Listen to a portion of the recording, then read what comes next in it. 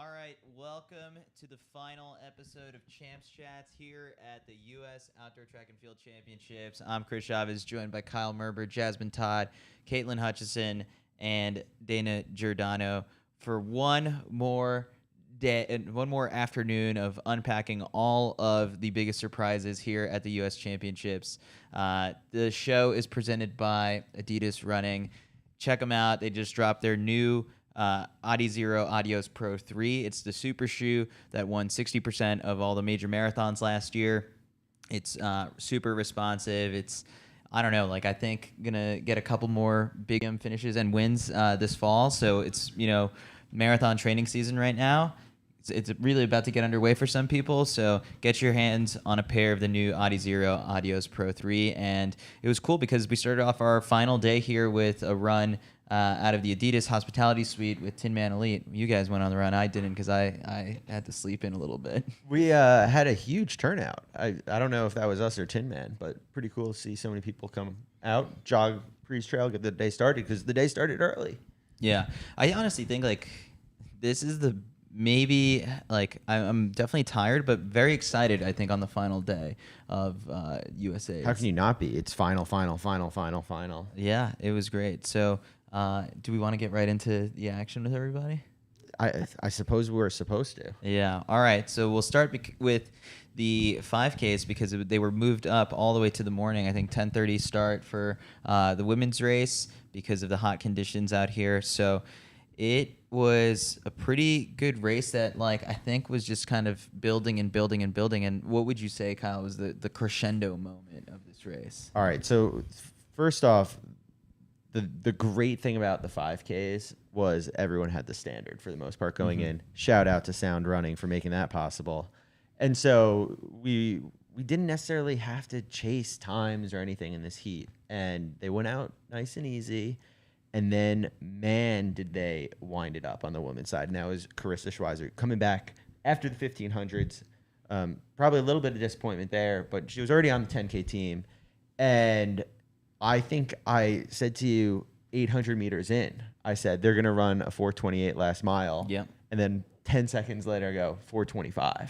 It was crazy. And that's what they did. I couldn't tell if you were saying they already ran a 4:25 or that was your prediction. No, I saw because they came through and, they were running 67s with a couple laps left. And it's like, all right, well, you're only going to get faster here. And so 4:25 final mile is, we talk about the 4:30 barrier as this, it's faster than a sub 4 minute mile. Well, it's even faster than a 4:30 mile, 4:25 mile. Yeah, it was crazy. And then Dana, you got the chance to see, because the way the race kind of played out was, it was very expected the Bowerman 1-2 of Cranny and Schweizer were going to be up towards the front of everything. And then once they kind of did make their big move, it was their former training partner, Emily Infeld, who went along with them. And also Wayne Colati, major props to her for really sticking it out and putting her nose in there because she had this big disappointment coming off of the fourth place finish at the 10,000 meters. And then,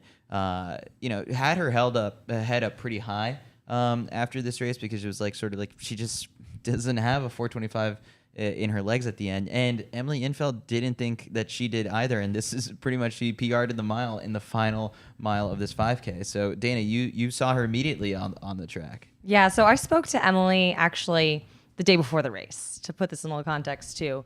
And Emily's been on my podcast before. We've gotten to know each other. Never really run or trained together. And when I saw her at South, I saw her coming to the bathroom and I was like, Emily, good to see you. Have you been heat training? She posts a lot, gives you the inside scoop of, her training, her background. And she posted, she was like, I've been in the sauna. She's like, I just feel really good.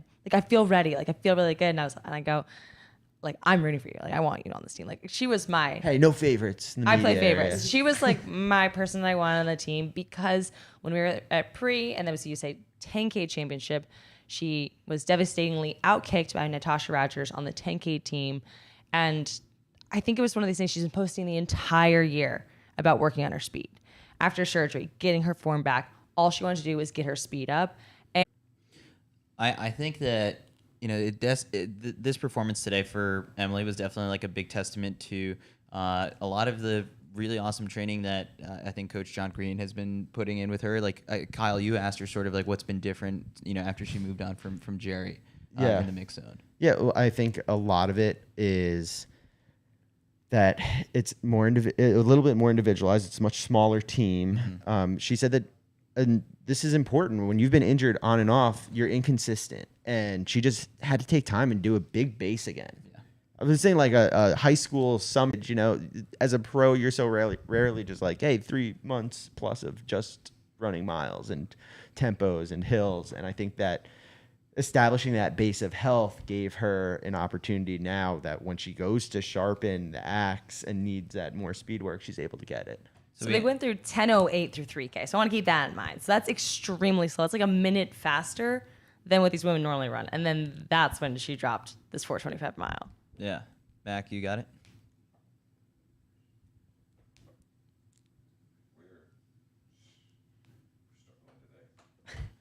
Mac No, is we're struggling. Mac is struggling. There's no sound coming from this. I'll have to edit it in the podcast. Well, she's very excited, it seems. Yeah. All right, just move on. Talk about the race. Well, all she goes, she's like, I've never broken 4:30 in the mile. So I did go to her World Athletics profile to confirm. And that's a little misleading because she has run 4:05 in the 1500. So Yeah, it's equivalent. Yeah. Or it's equivalent to faster. So Elise Cranny ends up taking the win. This is, I asked her a little bit of like how disappointing was it to not run like the 10K championships, because then, she really had to put all her chips into this race and comes out with the win, 15:49. Final lap was 65. That's spicy. Yeah.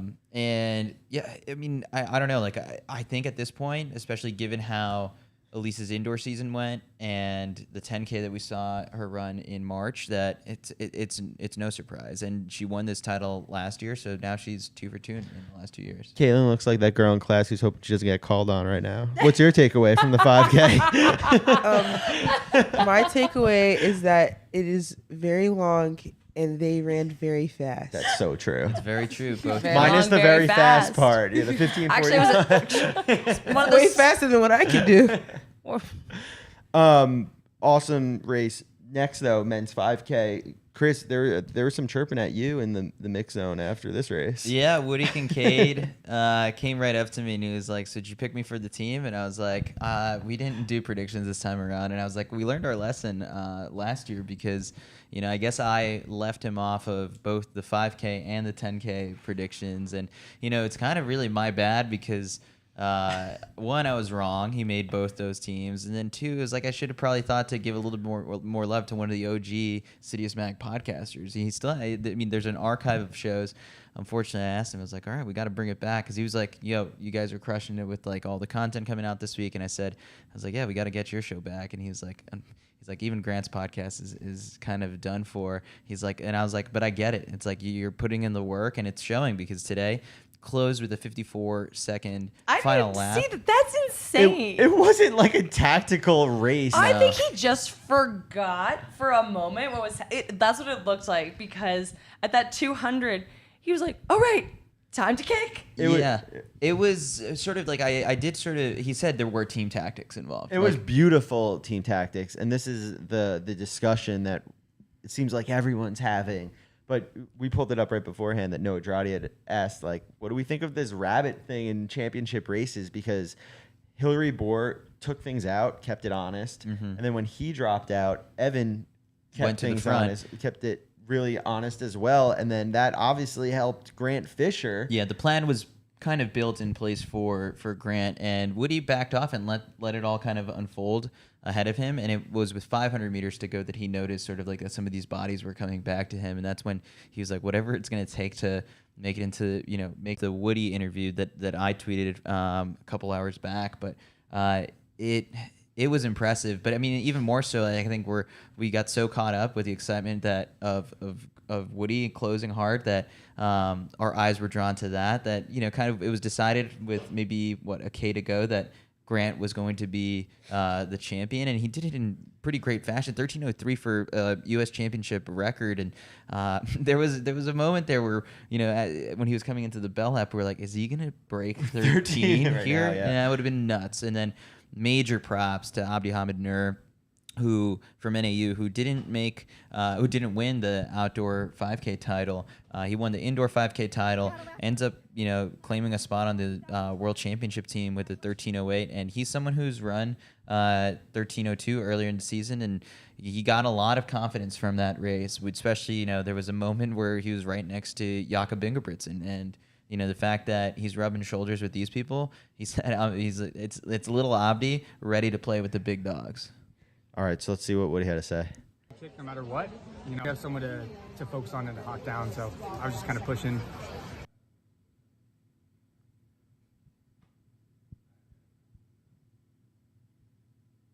All right, we'll have to send everyone to the YouTube channel to check out that interview. We're having some technical difficulties. Grant, though, he came through, and the first thing I said to him was like, "Do you read the lap count?" Yeah. Because after he got out kicked at the 10K champs by Klecker, I wrote a little bit about the fact is like, why does Grant keep waiting to the final straightaway to make the big move? Every time he's wound up a race from a mile out, we've seen amazing things, and he made that adjustment today. Instead of running other people's races, he did his own thing. And that allowed Woody to come in and kind of collect the bodies as they had tried to stay with Grant. But we had initially miscalculated, but it was a 4:03 last mile. Mm-hmm. You initially fired off the sub 4. 3:59. Boldly. I'd count in my head as soon as it was like 1 Mississippi, 2 Mississippi, and I was a few Mississippi off. Yeah. That's the difference between 1,600 and a mile. Yeah. So I think that we saw today what happens. He ran his own race, and something that I really am hopeful for at Worlds is that he's not scared to do that again. Mm-hmm. That he doesn't just defer to the Ugandans and the Kenyans and the Ethiopians to fartlek and let them dictate the race and play their games. Let him go to the front and say, "No, I know I can run a 4:03 last mile," which is what he's done before. I think now a couple times we've seen these unbelievable final miles from him, like indoors, and make them do it. He has the championship experience at this point, and he's what, number 7 or 6 on the all-time 5K list, and finished 5th at the Tokyo Olympics. So he's right on the cusp. And what he said after the race was that this is just a box that he needed to check. Like everyone had kind of been joking. It's like he's done all these things, got these records, but has not won a U.S. title. And so he got it. It's a stepping stone for the next step, which is hopefully bringing home a medal in the 5K. Do we like this team? I think it's really strong. I think I'm very excited to see what Abdi can do on the world stage. It is sort of like, it's a little bit of a shocker that someone like Paul Chelimo faded. That's what I was going to say. I was like, we have to talk about Paul Chelimo because he's someone who's medaled at this level. And for the U.S. not to have him on the team. And he just seemed he's not like himself today at all. No, yeah. He was in the mix. And like the funny thing was with Abdi Hamid Nur was he said that for the longest time he thought that right behind him was Paul Chelimo. But it was actually Emmanuel Bohr who was pressing on from the front for a lot of this race. But Chelimo just kind of, it was a hard day for some of the more seasoned of the veterans. Women. Yeah. Chelimo, 13:24 in 11th place. I think another shocker was Lopez having to drop out. Cole Hawker was a DNS. He didn't show up, so no worlds for people who have placed pretty high in the last couple world championships. So I think that what helps this team is the Tokyo Olympics, because Woody especially was very disappointed on how he performed out there. Grant is now sort of in that upper echelon of U.S. Of global 5K, 10K guys. So I do think either Grant or Woody comes home with a medal. That's a bold prediction. You're really making up. You feel bad that you hadn't picked Woody. Yeah, I'll try and make up for it. I have a feeling you're going to at Woody with this and be like, "Hey, Woody, sorry about that whole thing. Please start your podcast with us again." Quick shout out to I was standing near Rachel Schneider, who was like, "That's my training partner about Abdi Nur from NAU," and I asked her, I was like, "What's more?" She's like, "I'm so happy. I've never been happier." And I asked her, what was better, you making the Olympic team or Abdi making this team? And she said, Abdi making this team. No way. No way. She said that. No way. That's also just Rachel being the nicest person. she was shaking and crying. I mean, the NAU team has something special going on there, clearly, but it was crazy. I'd never seen anything like that. All right, well, training partner ran 13:08 here. So, Rachel, big things coming. I don't know what event they're training together. I feel like there's a big difference Matt, can there. you cue up the interview with We're trying to get Mac. if the technology starts working again. Because I think with Abdi, especially his story is just really, I'm hoping to. He was pumped that you knew it. Yeah, well, I'm hoping to get him on the podcast soon because I did put the ask in back in after the indoor championships, and what he told me was like, hey, he's like, I'd love to do the podcast just after I'm done for the season. I'm like, okay. And I was like, all right, after the NCAA championships, and then no, it was after the U.S. championships. And the maybe podcast is getting better and better and maybe better. I'm gonna have to wait until after the World Championships, but I think at this point right now, like the his story, being born in Mogadishu in Somalia, and then he didn't spend too much time there, then went off and lived in Egypt for a little bit, and then before settling in Phoenix, Arizona, and then he was a soccer player for a bit, and got into a pretty bad car accident that then after that, it was sort of like, I'm going to focus on running, and look where it's taken him. Now he's going to get to represent the U.S. on a global stage, and he was pretty proud to be able to wear the Team USA kit. Mac, do you got it up? Egypt, then now in my story, the U.S. Yeah. So I mean, like now you're going to rep the United States. Like, what does that sort of mean? Like, I guess when you're going to get a chance to put on the kit. Yeah, it's incredibly amazing. It's amazing. Yeah. Just my whole journey coming to the States and what USA's been providing me, like with schooling and giving me an opportunity to be successful, like that's the best way I can represent the USA and compete at that world stage and, go hard for my country. I'm excited. Does Flagstaff get to throw you guys like a parade or something like that? Because it's like a good day for Flagstaff today. Yeah, it was an amazing day for Flagstaff. We're going to be well represented at the world, so they should, man. Flagstaff, the community, the running community there is amazing, man. NAU, Flagstaff run, like it's just amazing. You can feel the love whenever you do something special, and they're always supportive. But yeah, we might have to make that parade happen in July 4th or something. It's Flagstaff versus everybody. It is Flagstaff versus everybody, and when he says jokingly, I was like, they should throw you guys a parade, and like they do have like that downtown mile. It's like it'd be pretty cool to like that as a way to activate the community, and then you have a parade. I don't think that community needs any more activating. They're fully activated. Yeah, I mean Flagstaff versus the world actually going to be on display here in the 5K in just a couple weeks. So can we bring Jasmine in and talk about this men's triple jump now? Yes. Oh, absolutely. Because I feel like Jasmine's just been waiting. Just to been dive waiting into on this one. Okay, my I've been results waiting for this one. I've been waiting on this. You turn it guys up. know. Let's set up the context big here gold gal. for Donald Scott, because he's the guy who comes away with the win. But Caitlin, you're looking right at me because you're ready to jump on it. You guys put out a podcast interview with Donald Scott yesterday. You chirped him hard. Yeah, in that interview. You kind of guys were roasted making him fun towards of the end, but focusing on actual like competition stuff. What was it? What was that he let off when you guys asked him? How are you feeling for USA's? I'm gonna let Jasmine answer this since she was the one who asked the question that got the answer. So Donald Scott spoke this into pure existence. He is a man of his word. So his response when we asked him about what his mindset is was, I'm going to win off my first jump. This is Babe Ruth right here. That is such a bold statement, and especially with the field that he has to go against. And so for him to come out and do that is absolutely remarkable. Do you think he has a chip on his shoulder? Like because of, Will Clay being Will Clay? Like do you think he's like, it's my time now? I don't even think that it's a chip on his shoulder. I just think he understands it's my time now in the fact that he's had such a remarkable few seasons because he's not new to this. He's true to this. He's been holding on to that title for a while. And so I think that he knows he's a vet in this game. Something I loved was, first off, you guys calling them chicken legs.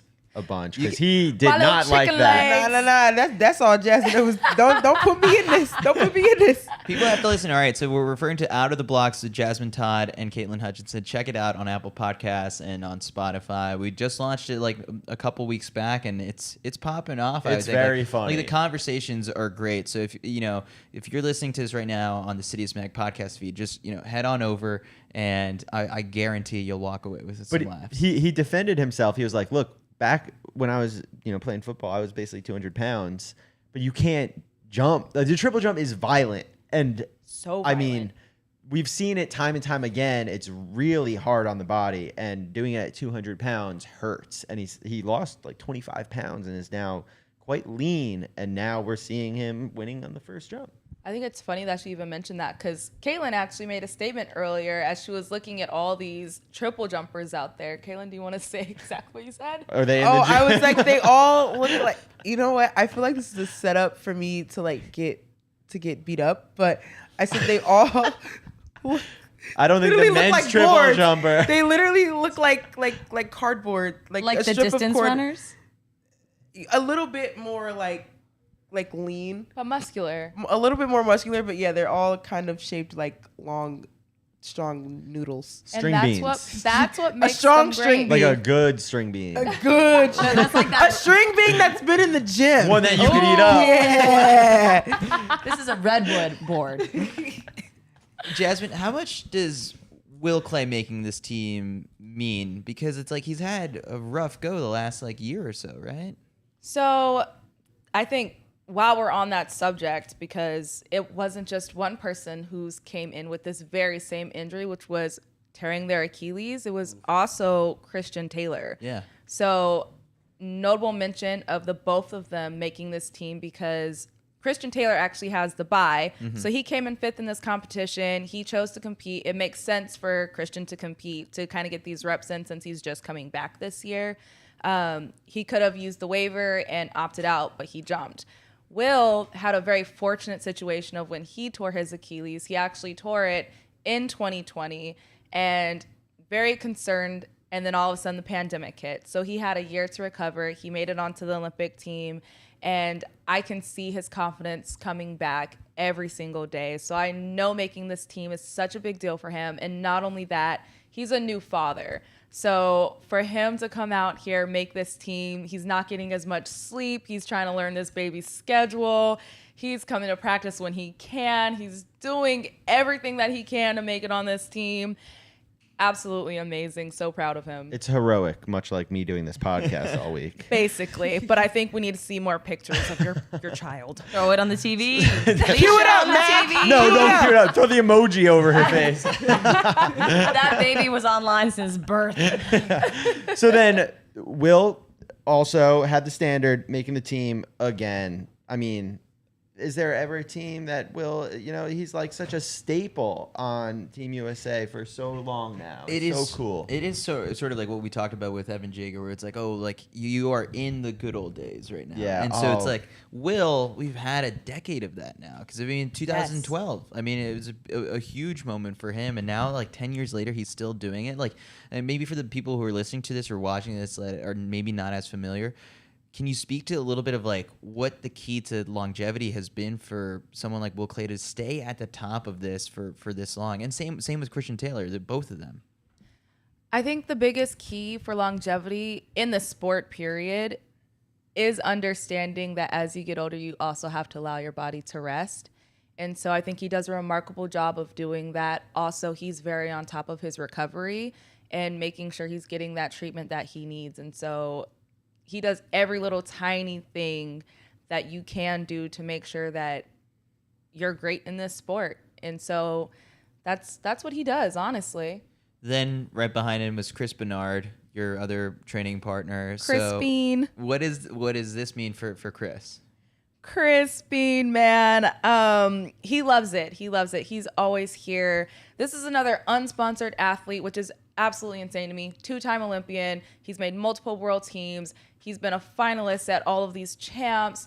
And for him to just get out here and do what he needed to do, I know he's super excited. He's ready to celebrate, ready to come back to Eugene and have a great time and see what he can do. Now, one of the things that I kind of want to highlight here, because you brought this up in an interview that you did with Mac for the Victory Lab newsletter just about, I don't know, maybe a year ago now or something like that, where, like, if we look at the results here, Will and Chris take 2 spots on the team, and you've got other training partners who also made the team. And what people kind of don't realize is where you guys train. Like, what's the update? The funding is kind of being cut at the end of the year. So, like, this is the last dance, basically, for your training group. And you guys are really making it count. So I just don't understand, like, so is there any sort of indication of, like, what's going to happen next? And it's like, why, if this is all working so well? I wish I could answer the why, because clearly the results show that we need this facility. Everyone's mentality this year that we keep repeating is, this is our last year. So that's kind of how everyone's been going into this, and that's why I think we're getting the results that we've been seeing. We've got Will Clay, we've got Chris Bernard, we've got Katora, we've got Michael Shuey. We've got a great group, and I don't know, we had all the resources there. They decided to end the funding last year. Well, I guess this year we ended the residency program where the athletes were able to stay on site. So they had a roof over their head. And this is, for context, the Olympic Training Center in Chula Vista. In Chula Vista. So they have these dorm rooms. We had a very big group that was there staying in these dorms. You don't have to worry about rent. You don't have to worry about any bills. You have food. The track is right there, so you're not having to travel. You're not wasting gas money. Your trainer's there. Everything is there. It's the perfect setup. It's kind of like being in college again. They decided to end the residency program. We got cut to 1 meal a day, so we get lunch. We still get to use the treatment, so we get to use sports med, thankfully. But after this year, that facility is no longer going to be used by us because USATF decided that they wanted to end that relationship. So it doesn't make any sense to me. Like, the U.S. athletes compared to other countries get so much of a different sort of support from federations, because it's true that in the American system, you're more likely to get shoe contracts versus some of our foreign counterparts. Yeah.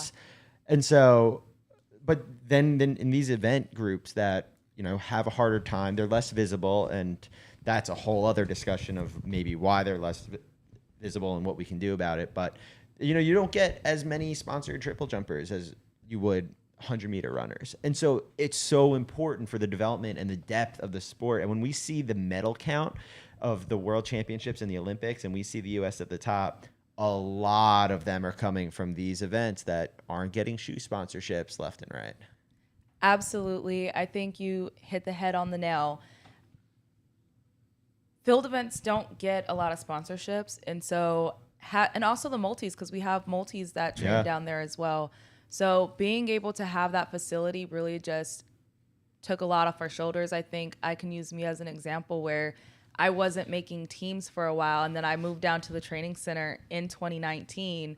And because I didn't have to worry about anything, I was able to focus and make it on that team. And I think that says a lot. And that same story happens for so many of the athletes that come through the training center. Can I add something on to that? You're allowed. Yeah. Sure. What I've been seeing a lot on like Twitter, kind of on this topic of like, these top athletes not having a bunch of sponsorships. Like, I think what really grinds my gears is when people continuously say, well, just run faster or jump farther or throw farther. And it's like Jasmine's literally explaining so many stories over and over again where there's people who have continuously proved themselves on the national and world stage and Olympic stage more than enough times. So I don't understand where the logic comes for just do better. But I think, having this conversation is super important because people can really understand the issues that's going on with track when people aren't getting money to be able to actually focus on their craft. Yeah. Solutions-wise, I don't know what could be done. I have an idea. We can keep telling their stories. Yeah. Tune in to Out of the Blocks with Jasmine and Caitlin to hear these stories because these stories are absolutely remarkable. So is there a hard deadline that it's like, after, Worlds, or is it before Worlds that like it's done, and like, or is it through the end of the year?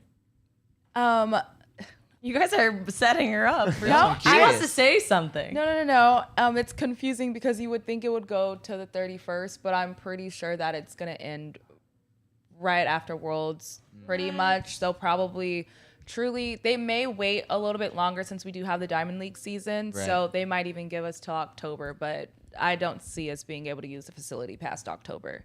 So what's going to happen to it? The whole facility? Well, the facility I think will still be The open. facility it's just will still be it's just there. track? It's just USATF. So rugby will still use it. They now have not NFL football, but whatever the smaller football leagues they have going on are training there. Soccer, other places are still utilizing the facility. You could probably still like pay to use it, but it's just like a hefty fee. Yes, it is very expensive. Very expensive. This is kind of making me a little sad. Can we talk about some good races? It's like depressing side of the sport right now. All right, sorry guys. Let's go to the You're happier killing my side of vibe, things. Jasmine. Don't I'm tell me sorry. these things. I'm so sorry. Couple quick other, just finals to highlight. Ethan Dabbs of Virginia ends up taking the men's javelin throw in 81-29. What was I gonna say? Dana, you spoke with him briefly in the mix zone, right? Yeah, he was a little disappointed after his NCAA performance, and he had the best celebration, I think, of the day. I have to say, Mac and I watched Ethan Dabbs on his sixth throw 81-29 to win the javelin competition. And as of now, we are not entirely sure about kind of his eligibility for making the team. Obviously, he got first in this competition, but he doesn't have the standard. And because he's a collegiate, his ranking, it's a little unclear right now. But I spoke to him and I said, so you're going, you made the team. He's like, well, I got this piece of paper for processing. So it was a little awkward there where it didn't seem like we both TBD. knew. We'll see what the TBD final on ranking Ethan comes Dabbs. out. But congratulations on that final throw. Really exciting finish. And then we had Curtis Thompson coming in second. And the best name of the day, Mark Anthony Minicello of UPenn, placing third. So best name of the day. Since we're big throws guys, I think let's just continue on to the women's shot put at this time. We kind of joked around how in the results when you see what you're gonna Sydney McLaughlin. Why does her name escape What me? is going on? Wow. The biggest, legitimately the biggest Delilah name Muhammad. in the sport. Sydney McLaughlin's name is just like there's a block in my head for some reason. But okay, so She doesn't know your name either. Don't worry. yeah, right. World lead, meet record, facility record, PR. She had all of them listed. But in the women's shot put today, we saw Chase Ely set a world lead, meet record, facility record, and personal best with a 20.51 meter throw on her second attempt of the day to win the title.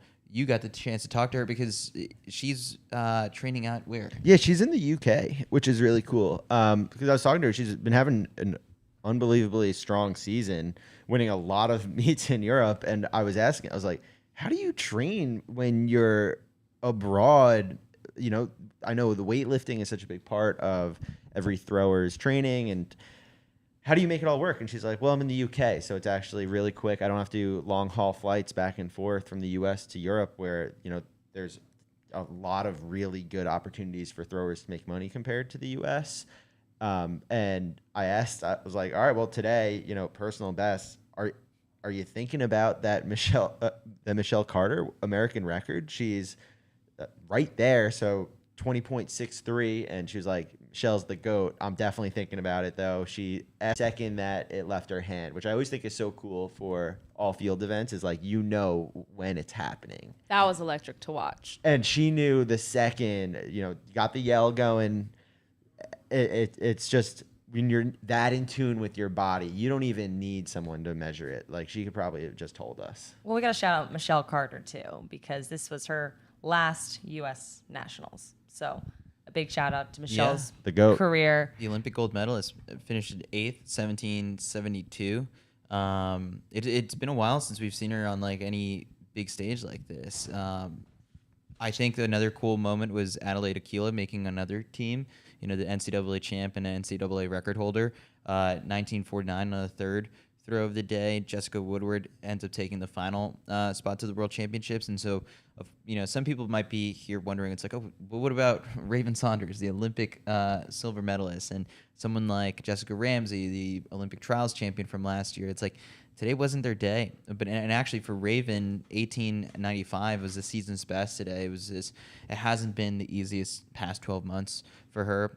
Her mother passed away at the Olympics the day after she won the medal. then after that, and so I think, it's not the last we've seen of Raven Saunders, and Jasmine, I think, knows her pretty well, and also got to see her in the mix zone. It's like, so some people walking by, tears in their eyes, and that was not Raven today. That absolutely was not Raven today. So if you guys follow her on TikTok, I think you guys should go watch her TikTok because we've got some fun content that's coming out. Yeah, she was dancing, and that's always great. There's On brand. always dancing. Other final to highlight in the field events, in the men's high jump, Shelby McEwen ties his personal best, 2.33.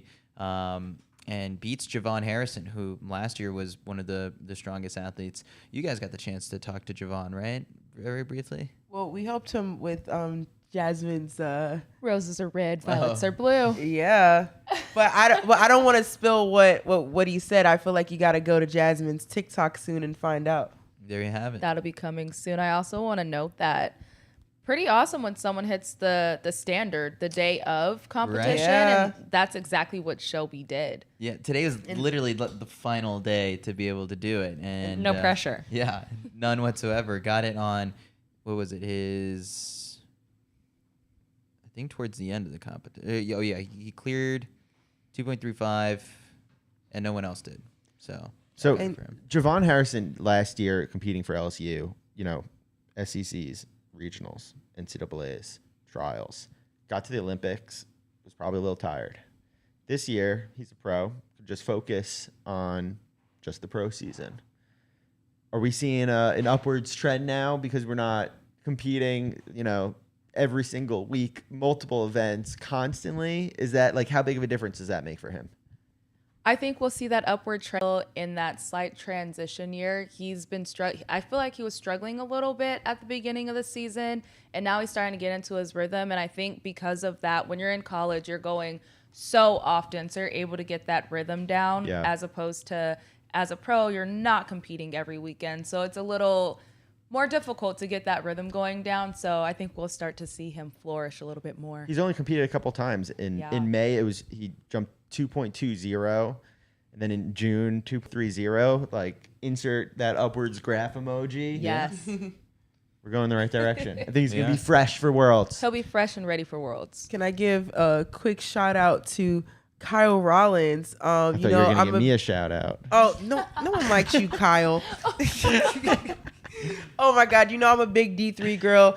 I have seen Kyle compete many, many times over the past 2 years. Don't really know him like that, but I've seen him jump, and he is absolutely awesome. The fact that he was able to come out here, get a personal best with some of the best in the country as a Division III athlete, absolutely awesome. So yeah, D3 supremacy. You know how it gets down. You find every chance you get to shout out a D3 athlete, and I love it each time. So moving on to the women's 3,000 meter steeplechase. In this one, kind of what we expected with Emma, Courtney making the team. Emma Coburn getting her 10th U.S. national title in a season's best of 9:10. Courtney Wayman 2 seconds behind her in a personal best of 9:12. And Courtney Frericks running a season's best of 9:16. Pretty big showing in the fourth and fifth position by Gabby Jennings and Katie Rainsberger for them to, Gabby Jennings hit the world standard today, and then Rainsberger notched a personal best. But really, the big story was the big three that came out of this. I was going to say, kind of some team boss supremacy in this event, because we had Emma Coburn, Gabby Jennings, and Katie Rainsberger. So I see a little steeple dynasty coming together, led by, of course, the GOAT. 10 U.S. titles, Emma Coburn. Yeah, in a sense here, I'm kind of thinking, and maybe it's got to be really cool for the two of them to train with Emma, and that. Oh my gosh! Imagine that is just a huge wealth of knowledge and experience that she. That's the equivalent of you doing a podcast or show with John Anderson. Yeah, exactly. Coming during the World Championships. Plug. Well, I mean, we talked a lot about would you pass Allison Felix? So the real question is, in a 200 at the end of a workout, do you pass Emma Coburn? Oh, I don't know if there's any passing. It's just sort of I'm giving my all, and she's still much better than me. So I had the chance to talk to all three of them in the mix zone, and a couple interesting things. One, Courtney Frericks got stepped on her foot in the first 100 meters, and her shoe just like completely ripped. And fortunately, she's not hurt or anything. Like, she got bandaged up and she, I think, cooled down and is fine. But she was saying that she was nervous her shoe was going to fall off. And it really, I think, messed with her a little bit mentally. And she said, you know, it's an unexpected thing that happens. And that's, if there's any event where the unexpected happens, it is the steeplechase. And that switched her mindset from, I can win this race, to being a little bit more conservative. And she said, let's just make sure I make this team after that. And then Courtney Wayment. The cool thing about Courtney Wayment was she was not here just to make the team. No, she found herself up in the front for pushing the pace hard early for the collegiate. She said former collegiate that she knew that she was capable of running 9:16 at the NCAAs, but also knew that that wasn't her ceiling, that she knew she could go faster. And so that big question that we had kind of getting to it, leading up into this race, was sort of like, how fast can she go with, you know, someone to chase? And today kind of showed that it's 9:12, but even that doesn't seem like, you know, what her potential could be. I think, you know, she's got sub 9:10 possibly in the cards in the next couple of weeks. And so, Courtney, like it's 3 super strong women that we're sending to the World Championships. And then Emma with the must-watch interview of the day, I think. And we'll have Mac cue it up shortly. But Kyle, can you sort of like set it up, you know, and give a little bit of like context? It's like the way the mix zone works for you know, at the U.S. Championships like this. Yeah, so the athletes come through, and there is a small area designated for where you're allowed to interview athletes, and generally towards the front, because everyone wants to make sure that they catch an athlete. So when they come through, immediately you get 10 cameras on them, and everyone's just firing away questions, interrupting each other, trying to get whatever they can. And for a lot of athletes, we're in that scrum. And then, but for certain athletes that maybe we have personal relationships with, so Emma, for example, we've been friends for a really long time. And so I kind of just waited at the end of the mix zone. It's like, you know, I want to give her a hug as a friend and say congrats and whatnot, but also have a little bit more of a personal interview that maybe she wouldn't have with everyone. And so I asked her, this is her 10th national championship, which is unbelievable. So she has never lost a national championship. In 2013, she won NCAAs, but had an injury and didn't compete. And then obviously there was the global pandemic. And so besides that, she's won them all. And so 10 straight. And I asked her, how does this compare? Where's this ranking all of them?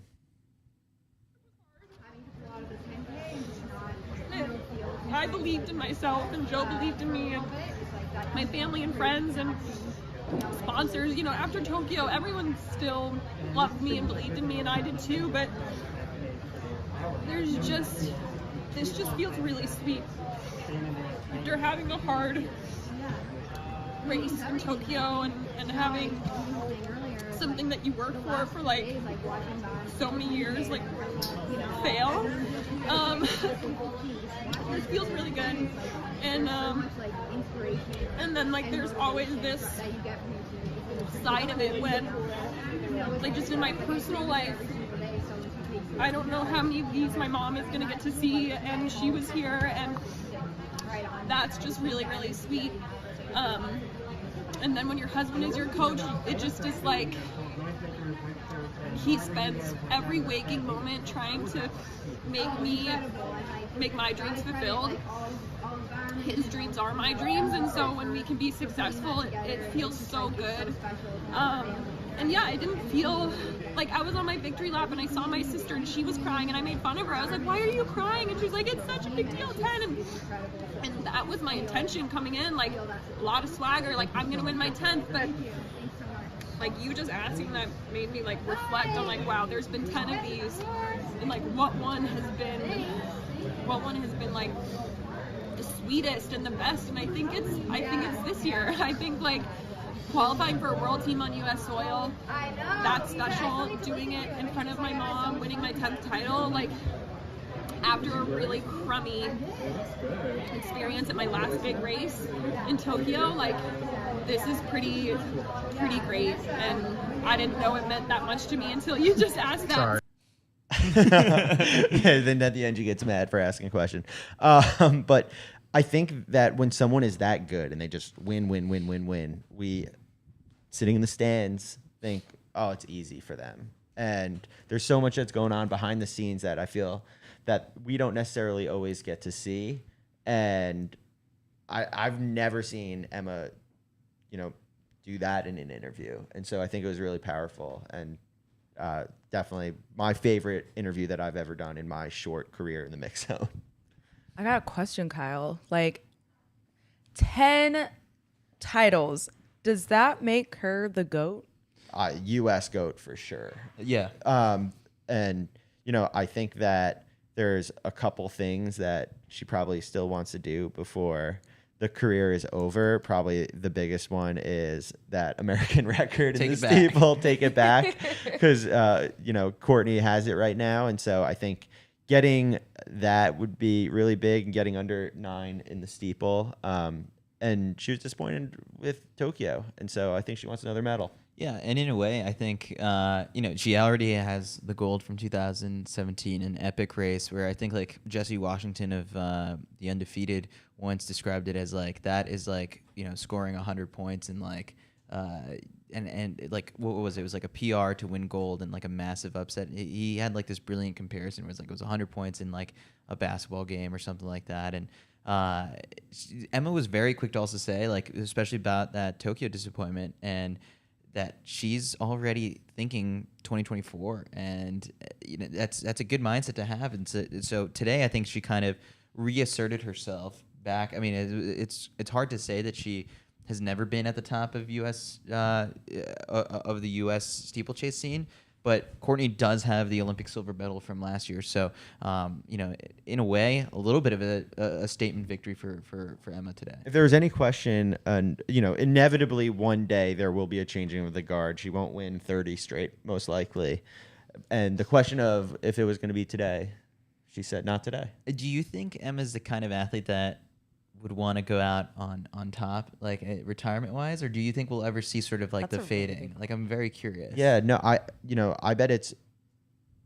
I don't want to speak for her. But what do you think as a friend? Does she ever move up? Because she's the steeple queen. It's such a unique, singular event. She could definitely move up. She could 100%, but does she ever move to the roads? I could see after 2024 being done on the track and moving to the roads. Yeah. That's my speculation. I have no idea. Emma Coburn on the roads would be kind of a scary element. It's like if you're in your first road race against Emma Coburn, you're like, I have no idea. She could be incredible at this. Yeah, she's run the Fifth Avenue Mile a couple times. Yeah, she's run NCAA champ in the mile. Right. And she also was so relaxed. I just want to highlight like one more thing about this race, and it's Emma came over to the little area where Mac and I were sitting and was commenting like that she thought she saw Mac on the infield. She was so chill, as if she didn't just run a race. Around. And it really was reminiscent of the year she won the world title, this like ease and dominance, where I feel like the trials have such a pressure cooker around them that I really feel like Emma is internally feeling that this is her year. Well, the over-under that we had kind of set was 9:08, and I really was hoping we'd hit that under, which is also the meet record was 9:09 from last year. Is what Emma ran at the Olympic trials. So we just missed calling our shot there. But 9:10 still pretty fast. Go to the women's 200 because Abby Steiner dropping a 21:80, which Steiner was speed. Tied her world leading mark from the NCAA championships, and then also tied her personal best. Well, I'm looking at the semifinals, and then what she ran in the final came back for more. Well, we heard her tell her coach. Yeah. When we were walking, she was walking through the mix zone. She said like, "Oh, I shut it down with like 10 meters to go," and then she kind of proved it right because in the final she comes back and runs 21:77, which for a couple minutes was the world leading time. And I already noticed that we have a couple viewers from Jamaica in the live chat here that we've got on YouTube, and it's like Sharika Jackson ran 21:55 at the Jamaican National Championships, and so for a very brief moment, Abby Steiner was on top of the world. And so, what do you two make? This was a headwind though. Let's just call that out. Yeah, of the 21:77. Are you guys ready to watch this at Worlds? Because I am. This is going to be so insane, and I'm so excited. Oh, you can keep going. No, go ahead. Oh, You're like waiting for it because oh my God. I Go think off. she's gonna pull off a Grant Holloway. what What does that mean? It means make it all the way through your collegiate season and come to the World Championships and snag a gold medal. Wow. Whoa. I think she's got it in her. When I got a chance to talk to her this week through the mix zone, so happy, so bubbly, so relaxed. I think she's got it in her. You know, like we just said, she ran into a headwind. In the semifinals, she shut it down 10 meters to go. And I know we asked her what the secret to her Steiner speed was, and she said it was Coach Tim Hall. And it seems like he knows very, very well what he's doing, as he is also coaching Christian Coleman, the reigning world champ in the 100 meters. So I think she's got this. I would be so excited to see her pull off a Grant Holloway. We warned you that there were Jamaican fans watching on YouTube. Are they going Are you off? ready for your And mentions to get listen, lit up? it's I know you guys are gonna kill me about it. I love Shelly and Sharika and Kimba and Elaine as well. They're my favorites and my tops, but I got to root for my girl Abby. You know, BBN, Big Blue Nation. Oh, that's right. And you're headed there next year. Yes, sir. What? And so, you know, seeing that on her face and seeing her actually make the team, I mean, it just gave me butterflies. It's like completely upsets the field. I know everyone had their top particular picks for all who were going to go to World Championships for the women's 200, but I absolutely love the fact that she put in a lot of work in it and it paid off. That fourth place finish at the Olympic trials last year. You I know. That redemption arc once again. Redemption arc. I'm telling you, it's the theme of the trials. There's so many college athletes. I know Tamara is not a college athlete, but just on the topic of redemption, so many athletes, especially collegiate athletes, are coming out here and doing way better than what they did at NCAAs and doing way better than what they've been doing all season for the professionals. So it's really nice and refreshing to see that people are figuring it out. I mean, I guess it's a little stressful that it's unfortunately at the last minute, but better late than never. And then you can't discount Jenna Prandini at Hayward Field. Like, that's just sort of like Ducks find a way here. The huh? cheers Oh, for they do. Jenna We always find a might way. be louder. I think between her and Devin Allen today, the Ducks were on fire. Ducks are always on fire. You can never count Jenna out. You know she loves to run this 200, and I've got like a cute, funny story. So as you guys can see, you can see it right now. There's this blue butterfly, right? So she mentioned to me yesterday after her prelim, because I went to, give her a little nudge on the shoulder and talk to her. She goes, "Hey, did you know you have butterflies in your hair?" And I was like, "Yes, Jenna, I know I have butterflies. But do you want to wear one?" And she was like, "No, I'm not going to wear the butterfly, but can you name one after me?" And I let her pick the butterfly. She picked the blue one. I named it Jenna. So when I saw her parents today while I was going to watch her mom was like, "You have the butterflies in your hair, and I love it." No idea that me and Jenna talked about this. And I'm like, "Oh, yeah, I named one Jenna. She wanted it named after her." And she goes, "My mother, actually, it's her favorite. She loves butterflies. They're good luck." And then I said, "She's going to make this team because of this butterfly."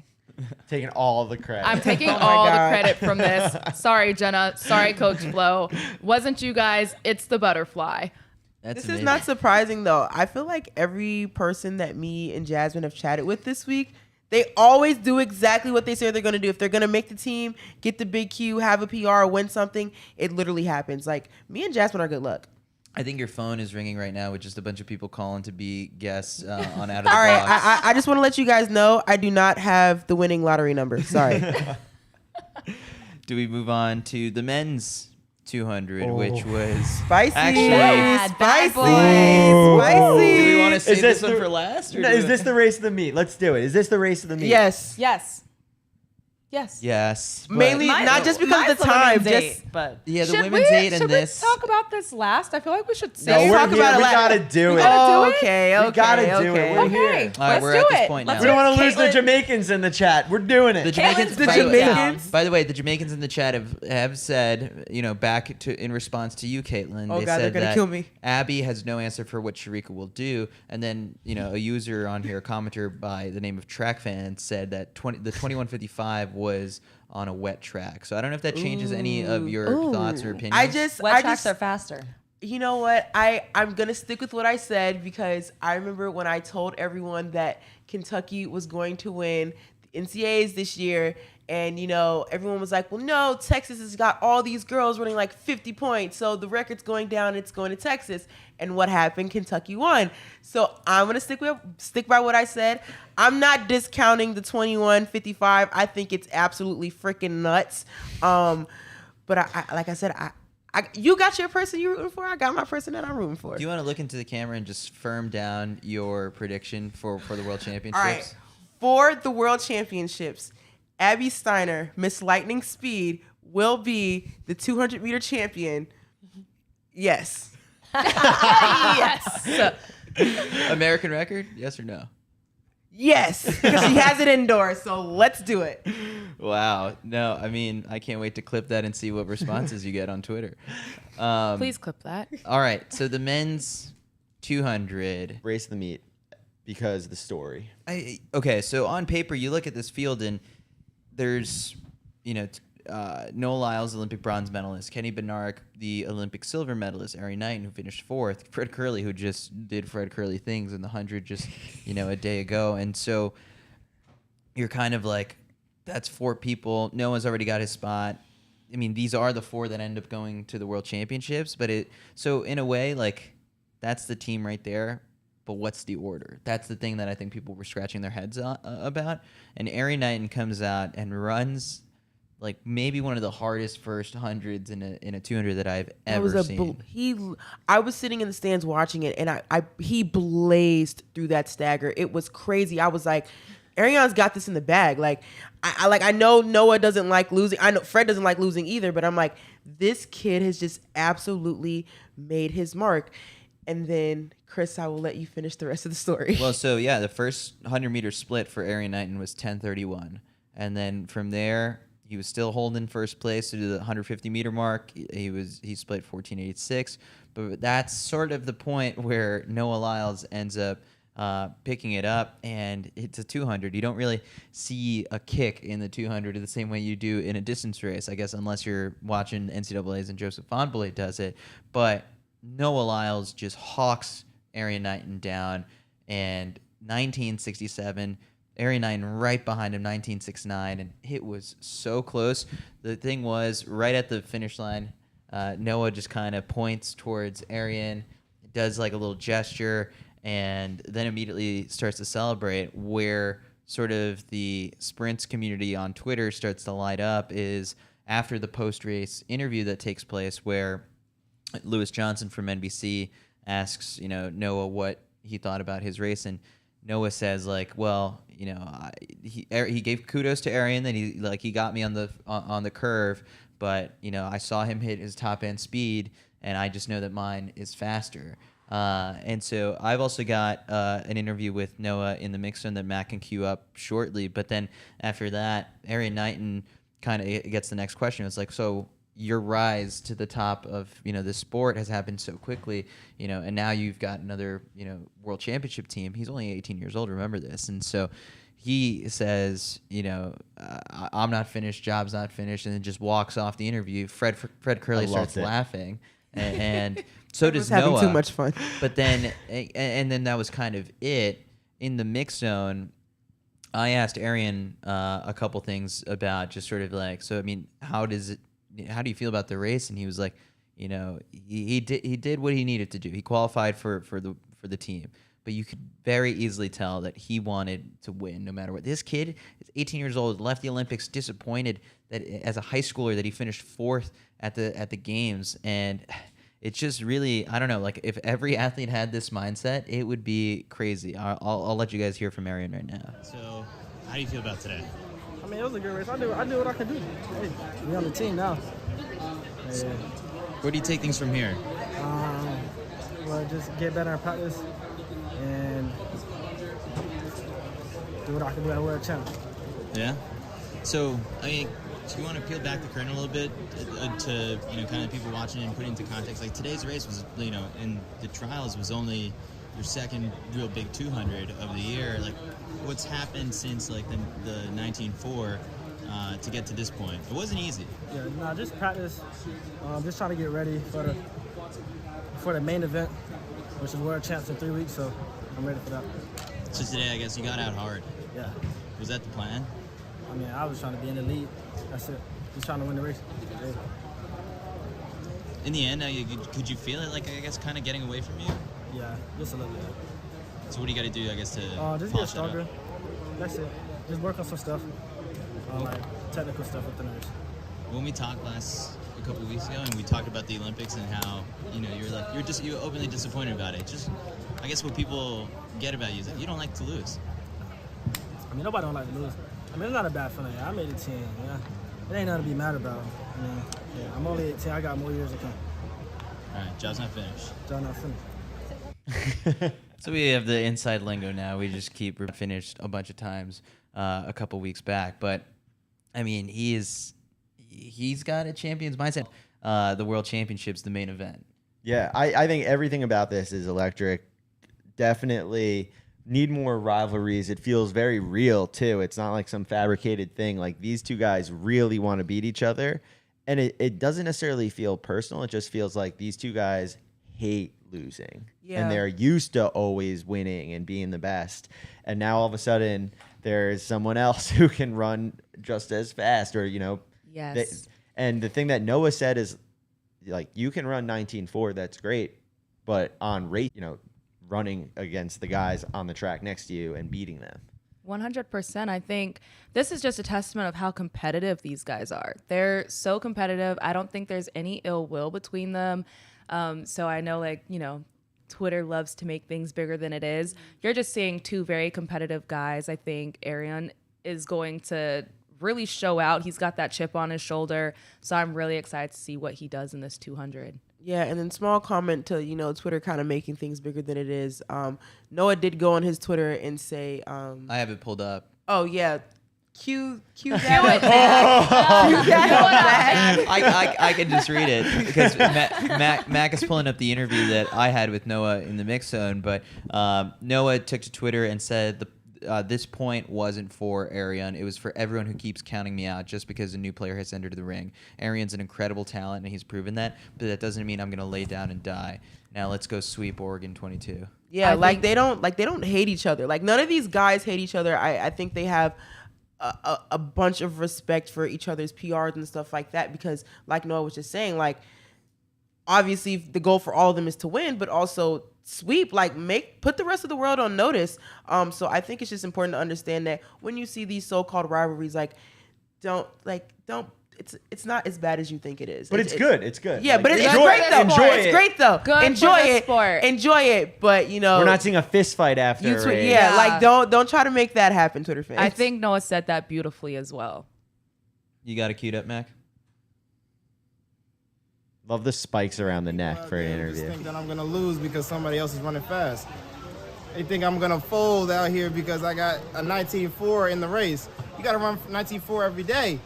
I'm coming out here to race the person, not the time. Just like I wasn't 19.50 today, but he wasn't 19.4 today. Fred wasn't 19.7, but we can all do it. But you gotta remember that. You gotta come out here and you gotta race on that day. And I'm a competitor. I'm gonna come do it. And to be honest, there was a few too many people that I saw out there who was just dropping out because they had to buy. I had 500 people come up to me. You gonna race the next round? You gonna race the next round? Why would I not? This is my championship. I'm just not gonna let it go. I fight for that thing. I worked hard for that to get it the first year, the second year, the third year. Is this the fourth year? I'm just working on my counting, I'm not that good at math. So that tweet in particular, I shared that clip, especially after people were on Twitter, kind of seeing the race unfold, watching the post-race interviews. And so this kind of just lended a little bit more context out there for people. And the responses so far have been a bit polarizing. So I'm kind of curious if you guys, where you guys fall on this. It's like, I think it's good. I think it's good that we have, this kind of split between people who, dislike Noah for doing this, and at the same time, there's a lot of people who thought that was awesome, and we need more of that. And I think I'm in that sort of camp, that this is awesome. Yeah, I mean, I've never seen so many tweets about track on my timeline. Like people were going. Tony Reale crazy. from PTI was tweeting about it. Yeah. What do you mean? Your timeline is all track. Yeah. I guess specifically about the 200. If my timeline is all 200, then you know something good is happening. I'm on the side of I think it's awesome, especially when you actually understand, like I said before, that these guys don't hate each other. Because I feel like when you go into it with the mindset like, oh my God, this is toxic for the sport because they hate each other. Now everyone's gonna hate each other and we're gonna have fist fight. Like, no, it's pure respect. So yeah. I'm on the side of like keep doing it, turn it up. And isn't the best part that they have different strengths and weaknesses? Like Yes. Arian's turn is Super like imagine you combined them and made a super athlete. Oh God. What would the time be? 18.5. Noah kicked in that 200. Yeah. And very rare. Very we rare see setting. Fambele do that and Noah do that. And he shifted gears. It was awesome. And so just the difference of the way the two approach the race, it's like coming off the turn, don't stop watching because the race is just starting. Noah's also a showman. He's always been bold. He always has these big celebrations at the finish line. And I think he genuinely just knows how to be entertaining. So if it came across that way on TV, we watched the TV post interview, which I think a lot of people were getting that back and forth from. He was just making a statement about himself. And I don't think it might have come across of like, I'm better than him. But I think he was just saying like, this is who I am and owning his own space. And then Fred makes the team. Just great.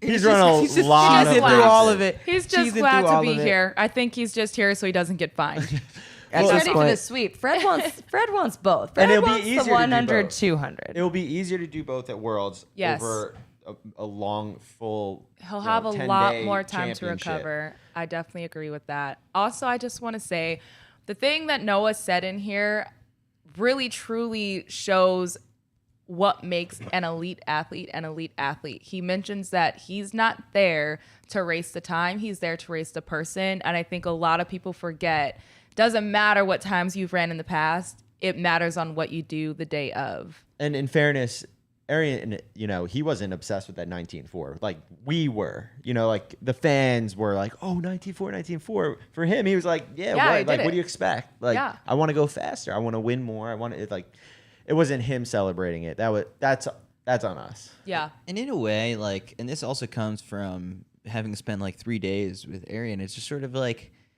when, I guess it's because it's still fairly recent and not everyone has gotten the chance to talk to him because this is only the second meet that he's run the 200 in since he did the 1949 at LSU, that he's getting peppered with questions left and right about like, so when are you going to beat Usain Bolt's time? And like, when do you expect to break the world record? Is it like kind of on your radar? And it's like, all right, like when's the cutoff time where we stop asking this kid about it? Because let him focus on sort of this race.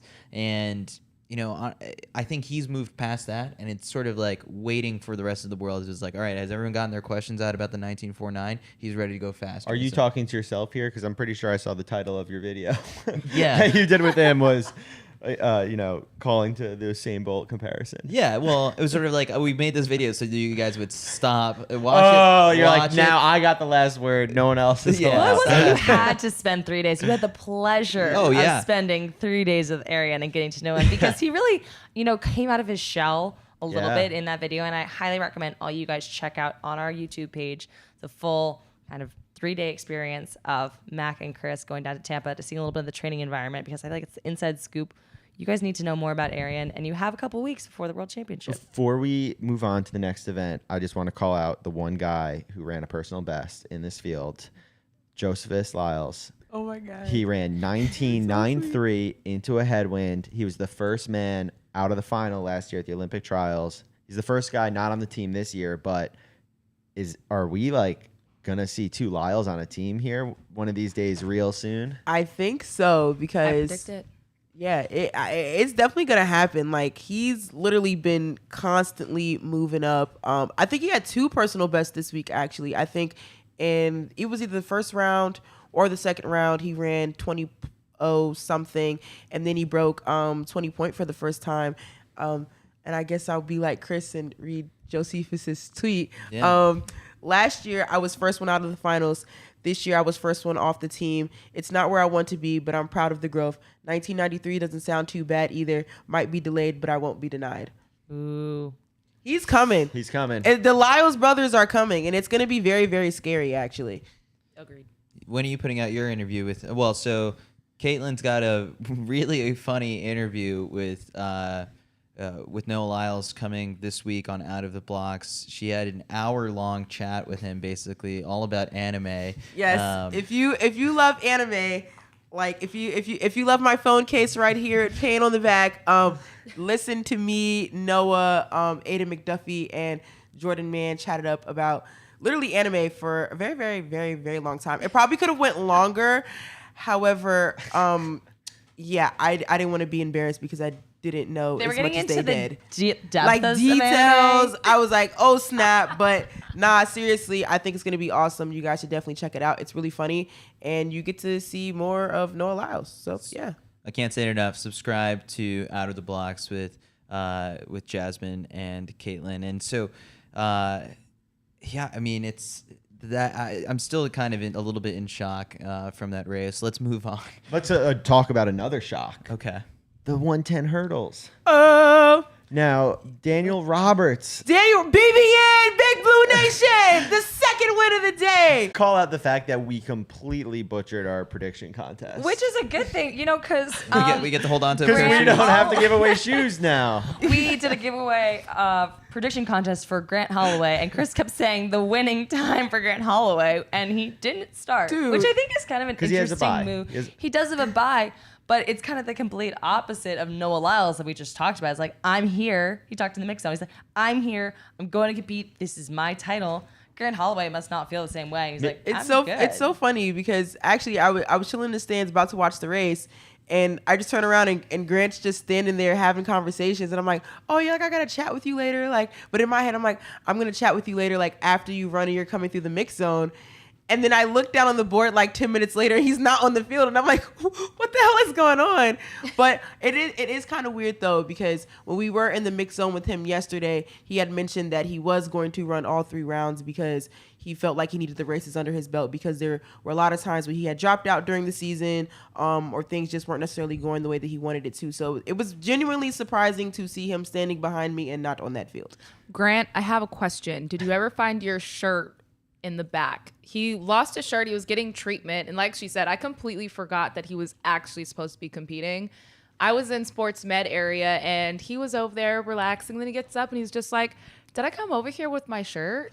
Where's my shirt at? That's why he didn't race. I think he Just spends like scrambling. 80% of his time shirtless because he got in trouble in the mix zone for walking. He just walking wants to through. show off. You know, He just wants to show that he- has been. Hold on. I need in you the guys gym. to know he walked through that mix zone because he needed to prove that he's been in the gym. Oh, There you he's been in the go. gym. Grant in the Holloway gym. has indeed been in the gym. He has indeed been in Well, the he had gym. the fastest time in the semis, so maybe that's what we'll go after. Like, we'll give the prediction contest winner based off that, Sure. maybe. Yeah. But Daniel Roberts was, not having that good of a year, if we're being honest. And he was straight. He has a 13 flat personal best.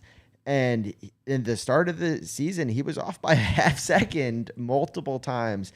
But he came on strong at the right time, surprised everyone, but really probably Devin Allen would have been the favorite once Grant doesn't run the race. And Devin squeaks in, gets that 3rd spot. It was really close between him and Jamal Britt. And then 2nd place, new Adidas man, Trey Cunningham. Yeah, I mean, Jasmine, do you want to talk about how you were feeling watching this race? All right.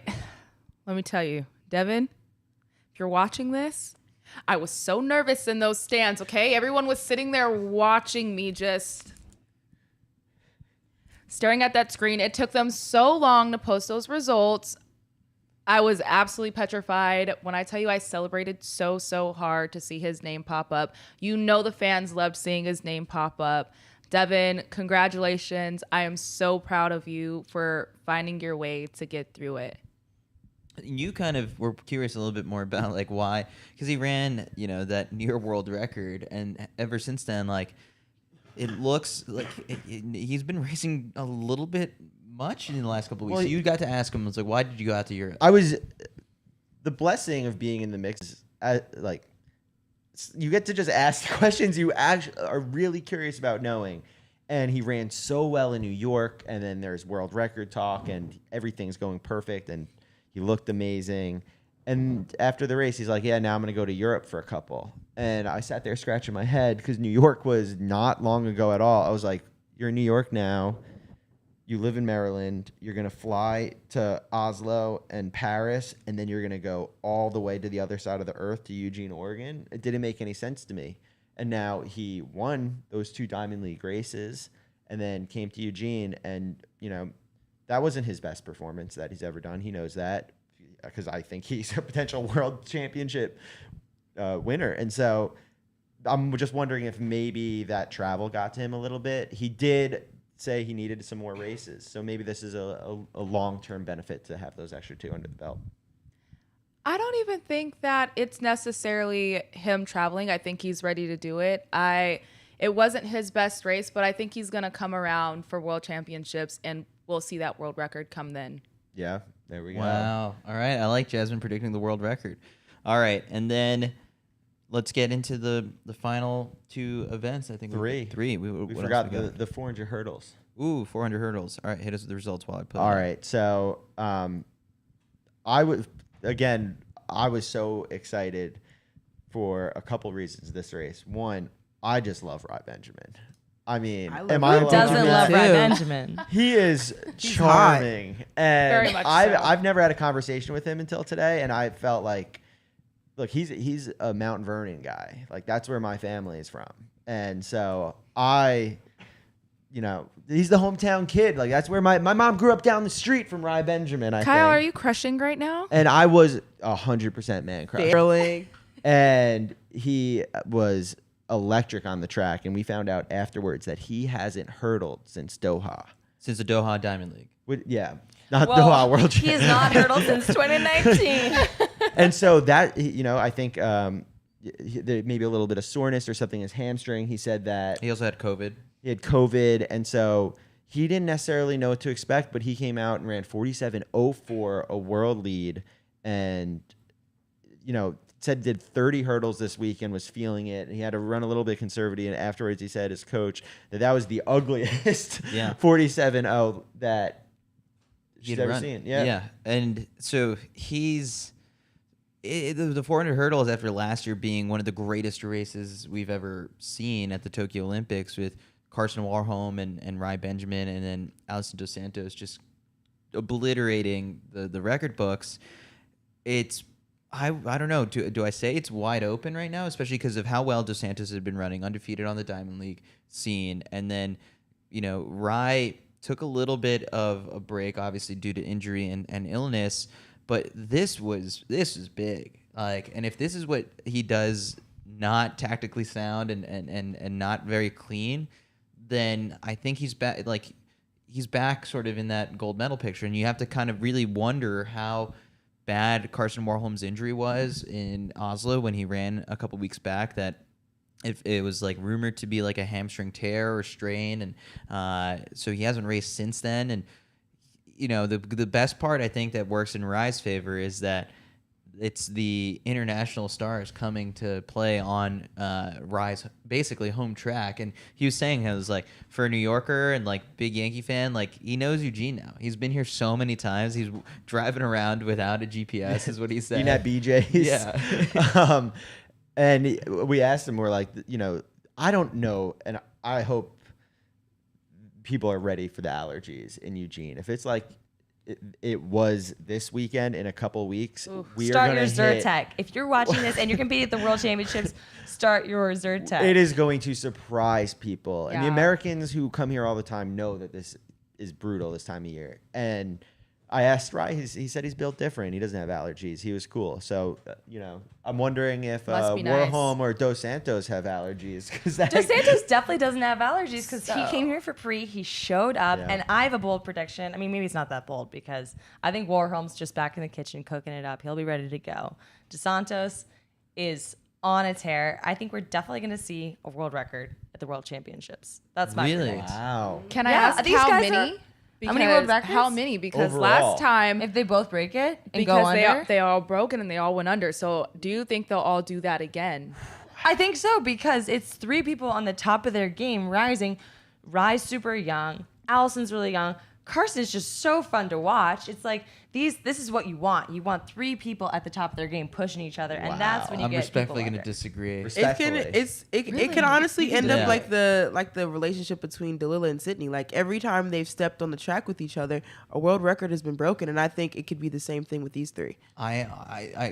Respectfully, Kyle, I think we're both on the same. It was sort of like there was just like a big 4-year build towards what the Tokyo Olympics was, and ended up being, and that track in particular was just really fast for many different reasons, surface, all this kind of stuff. And I just don't think the world record falls, and maybe we can clip this, and old takes expose me later on. But it's just because everyone's had this sort of like little blemish aside from DeSantos when it comes to where they their progression so far this season. I think we're gonna see some 46. It'll be fast. I think for we're gonna see a sure. 46 low for the win. But Warholm's world record is just but hey, crazy.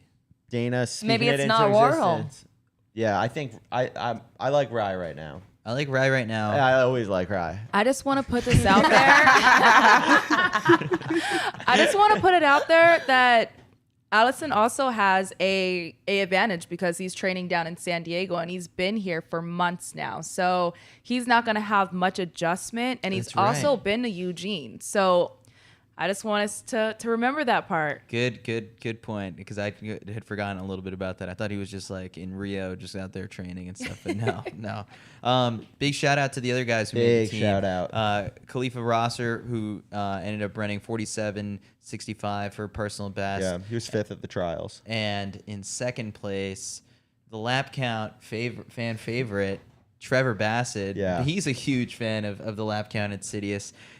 47.47, big personal best. Called his, I would say, called a shot where it's like this is one of the goals that he had written, I think, on his mirror. Mac, if you can cue up the Trevor Bassett interview, that'd be great. Does Ashlyn get shout outs? Oh, Ashlyn definitely gets a shout out. I actually told Trevor today, I was like, man, absolutely love what you're doing here. You're definitely putting on for all the athletes who are not Division I. This is no shame to the D1 athletes. D1 against the world. You're about to be D1. So Okay, okay. But like Wadi said when I talked to her earlier this week, it's D3 for life. That's just how we roll. But anyway, Wadi also said D1 was better. Okay, but y'all. Delete that. Jesus Christ. No, but seriously, guys. D2 putting on for the world. Absolutely love it. I'm excited to see what he does. Yeah, well, Trevor, electric interview always. Big personal's best. Another guy who's just trending in the right direction. And so we talk about the advantage that the pros have versus the collegiates. It goes both ways. And I think the advantage that Trevor finally now has is these are the guys he's racing. And we saw what Rai was able to pull him to. Huge breakthrough races. This guy's not going to be unsponsored for long. He said he doesn't get out of bed for less than $5. We got to watch this clip. That's out of context in regards to sponsorship, but we got to watch this in its entirety. Oh, that's a good way to start this interview, Trevor. Unbelievable race. How are we feeling right now? Fantastic. I mean, it's just an honor. I mean, the 400 hurdles have really gone crazy the last couple years, and I knew coming into this final with how Khalifa had ran, Rai, Quincy, everyone, I told people in interviews yesterday, it's going to take a 47 to make this team, and that's a lot of pressure, but pressure's a privilege. If you have pressure, it means you're doing something right, and I just wanted to make sure I executed my race, and regardless of the result, that I left it all on the track, and I feel like I did that today. I know you said you only make some of your goals, but it seems like we're getting pretty close to that whiteboard. Hey, there's one of the goals is make Team USA and have the number 2 time in the United States, so we're there right now. Got to hold on to that number 2 in the United States, but we still got to drop some time to hit the end of the year goal. But I'll take Team USA over the end of the year goal right now. If you're making Team USA, then you have a medal shot, right? 100%. This is the hardest team in the world to make for a reason. With our group and how competitive it is, that if you're top 3 in the United States, you have a very real shot to get a medal as long as you show up when the time's right. I heard you don't get out of bed for anything less than $5. We're still unsponsored today. You think this is going to help? It better help. I mean, 47. So fun. Well, I like the team that we're sending. Yeah, and so when he said 47-47, he was curious where that puts him on the all-time list. I actually just looked it up. That would put him at number 11, so just on the outside of that all-time top 10. That's awesome. But that's huge. That's scary. One thing I want to note, too, is that he did shout out this year they lost the Ashland head coach, four-time Olympian Judd Logan. So kind of a special win as well going through that this year. So just want to call that out as something that Trevor's gone through as well. Yeah, and Trevor does a great job. I think like he spoke with you for the newsletter about his coach's kind of impact on his life, and he does a great job of like, paying tribute and homage to him. I think he's got a Bible verse written on his hand, and he wears like the patch on his uniform, and so all around great guy. If you're looking for like a new up and coming track star to follow, and Trevor's just very hilarious, and so buy your stock in Trevor right now. Yeah, good soul right there. Who's he going to sign with? Ooh, I don't know. Whoever gives him more than $5. Yeah, that's Prediction contest. That bar needs to go up a little bit. yeah. All right, let's do the men's 800 now. Yes, men's 800. How did you? We kind of thought, going into this one that Brandon Miller was going to be the guy who takes it out hard, and The Texas A&M way. and it's exactly what happened with him splitting 51-62 for the first lap, coming out and leading the field there. And then at that point, Bryce Hoppel, right from the gun, decided to just glue himself onto Brandon Miller and just hold on. And it's I found that kind of very interesting because like he said afterwards that tactically, like that's what the strategy was, and his coaches and everyone was happy with it because it worked according to plan. And so, Kyle, just kind of in a quick assessment of the way that Bryce Hoppel races, like I think at this point he's somewhat proven that he can win in all the different kind of ways, whether it's a sit and kick race or even in this sense, trying to go as just hold on for dear life when someone takes it out hard. I said at 400 meters, I said Bryce Hoppel's running the best race. I said that out loud to confirm. Mm-hmm. Yeah, because he just got right behind Brandon Miller and was just waiting in the wings. And so when we talk about like running a smart race and running the least amount of distance possible in the 800, you really have one hard move generally. And he just was right there. Bryce knows how to win. I'm really excited for him. And because part of the reason why I'm excited for him is because there low-key hasn't been enough excitement for this win. Yeah. And I think that's a testament to how good Bryce is and the new level that he's come. And we were saying the other day with Evan, like, hey, Evan, I'm sorry we didn't appreciate, like, how good you were those few years. And I feel like we're maybe getting to that point right now where, like, that's the expectation. Like, yeah, Bryce, you're supposed to win the U.S. title. You're supposed to make this team. Now we want more medals. Mm-hmm. A healthy Bryce is a dangerous Bryce. And I think last year he suffered a lot of injuries, and he always kind of has something little, and he doesn't make a big deal out of it necessarily. So you don't exactly know when he's sharp. But I want to kind of throw us back to that undefeated streak he had at Kansas. He knows how to win. He knows how to win. He knows how to win, and I think that's still in his body and his legs. And, to see someone like a Clayton Murphy not even make this team kind of shows that the bar has been raised. I mean, this wasn't exactly like, a groundbreaking time by any means, but Clayton Murphy knows how to get a medal. Yeah. So to not see him on the team, It's crazy. It was a bit shocking. I wish we had 5 spots. Yeah. Clayton's someone who can medal, obviously, as you said, and we've seen. And so as excited as I am for everyone who made this team, and I feel good about this team, you want Clayton on the team as well. Yeah, and then right behind Bryce was Jonah Koech, which at one point I think during the race, and maybe this is just kind of, there's been so many bigger names in the US 800 that, Jonah's kind of like flown under the radar. I turned to you and I was like, what do we know about this guy?